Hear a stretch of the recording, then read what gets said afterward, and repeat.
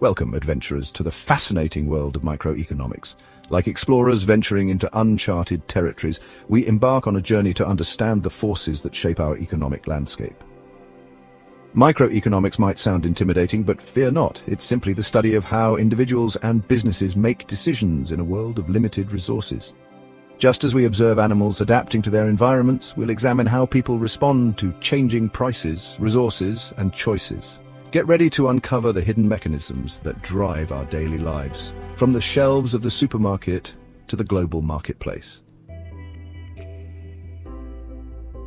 Imagine a bustling marketplace filled with exotic goods. The air is thick with the aroma of spices, the chatter of haggling buyers, and the vibrant colors of fresh produce and handmade crafts. This lively scene is not just a feast for the senses, but also a perfect illustration of economic principles at work.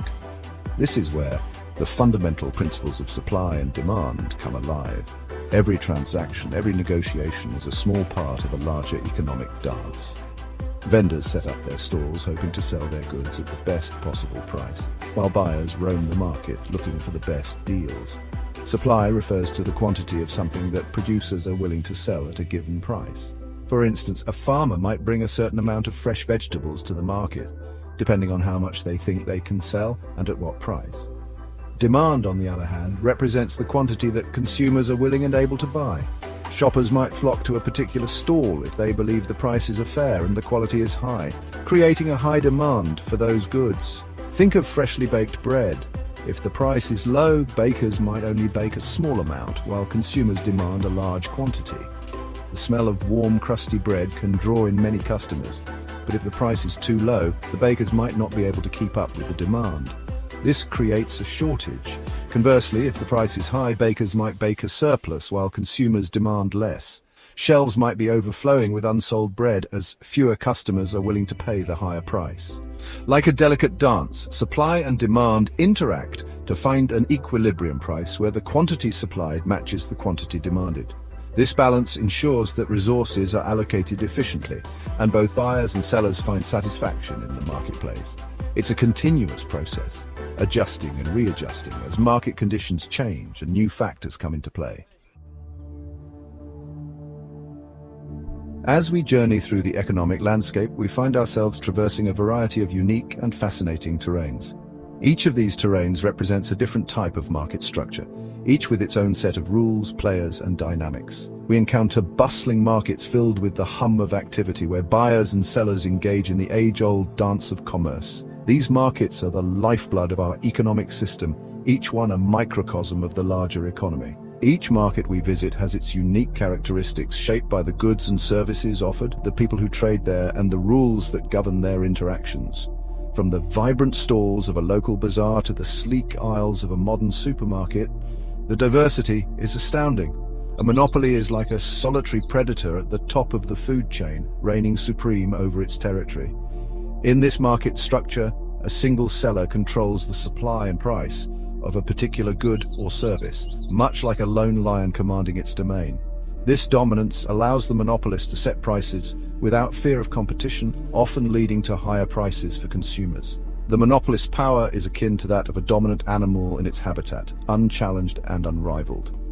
An oligopoly, on the other hand, resembles a pride of lions. Here, a few large firms dominate the market, each one powerful but aware of the others. These firms often engage in strategic behavior, much like lions in a pride, cooperating at times but also competing fiercely for resources. The firms in an oligopoly are interdependent, meaning the actions of one firm can significantly impact the others. This interdependence creates a delicate balance where firms must constantly be aware of their competitors' moves. Often this leads to fierce competition, as each firm strives to outdo the others and capture a larger share of the market. The battle for dominance can be intense, with firms using various strategies to gain an edge. Finally, we have perfect competition, which can be likened to a vibrant ecosystem teeming with life. In this market structure, numerous small buyers and sellers interact freely, with no single entity having significant control over prices. This creates a dynamic and competitive environment where prices are determined by the forces of supply and demand. The abundance of participants ensures that no single player can dominate, leading to a more equitable distribution of resources. In perfect competition, the market is like a bustling hive of activity, with each participant playing a vital role in the overall health of the economy. The diversity and number of players ensure a level playing field, where innovation and efficiency are rewarded. Understanding these different market structures helps us appreciate the diversity and complexity of economic systems. Each structure has its own strengths and weaknesses, and together they form the intricate tapestry of our global economy. By studying these habitats, we gain insights into how markets function and how they can be improved to better serve society. Our expedition wouldn't be complete without understanding the fascinating world of consumer behavior. Why do we choose one product over another? What factors influence our purchasing decisions?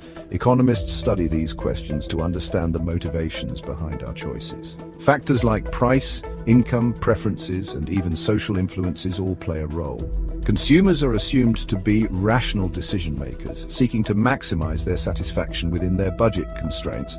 However, emotions, advertising, and psychological biases can also sway our choices. By delving into the consumer mind, we gain valuable insights into the driving forces behind market demand and economic activity. Imagine a scenario where a natural disaster strikes, forcing people to seek shelter underground. Even in such extreme circumstances, the principles of supply and demand remain relevant. Suddenly, the demand for essential goods like food, water, and medicine skyrockets. However, the supply chain might be disrupted, leading to shortages and price hikes. Understanding these dynamics is crucial for managing resources effectively and ensuring equitable distribution during emergencies. Section 6. Food for thought, stocking up, prices and scarcity. In times of uncertainty, people often stockpile essential supplies like food and water. This behavior, driven by fear of future shortages, can further exacerbate price increases. As demand surges and supplies dwindle, prices rise, making it difficult for everyone, especially those with limited resources, to access essential goods. This highlights the importance of responsible consumption and the need for government intervention to stabilize prices and ensure equitable access to essential resources during crises. Section 7. Adapting to the market. How prices influence our choices. Just as animals adapt to their environment, we as consumers adapt to changes in market conditions, primarily through price signals. When the price of a good or service increases, it signals to consumers that it's becoming relatively scarcer. This encourages consumers to either reduce their consumption or seek substitutes. Conversely, falling prices signal abundance, prompting consumers to increase their consumption or take advantage of the lower prices.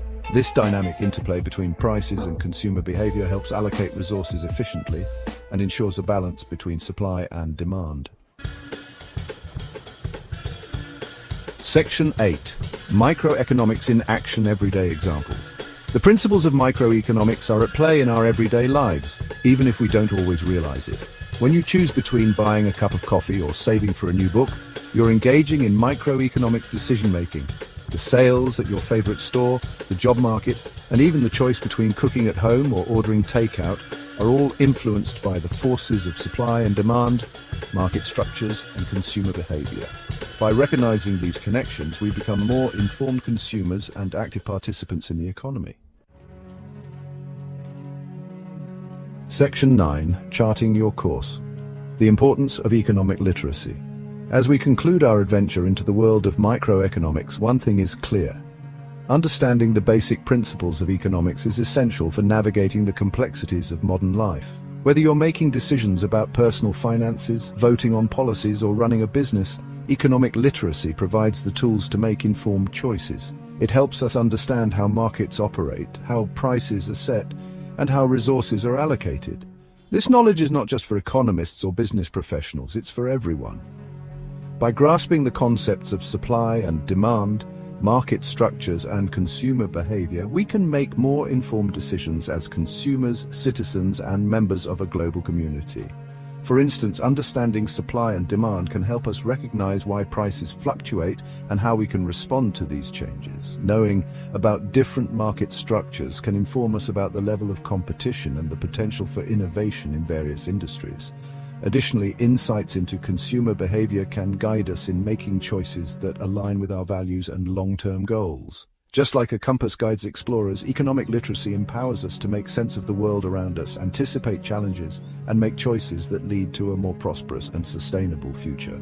It equips us with the ability to analyze economic trends, understand the impact of government policies, and foresee potential economic challenges. With this knowledge, we can better prepare for financial uncertainties, advocate for policies that promote economic well-being, and contribute to a more equitable society. In essence, economic literacy is not just about understanding money, it's about understanding the forces that shape our lives and our world.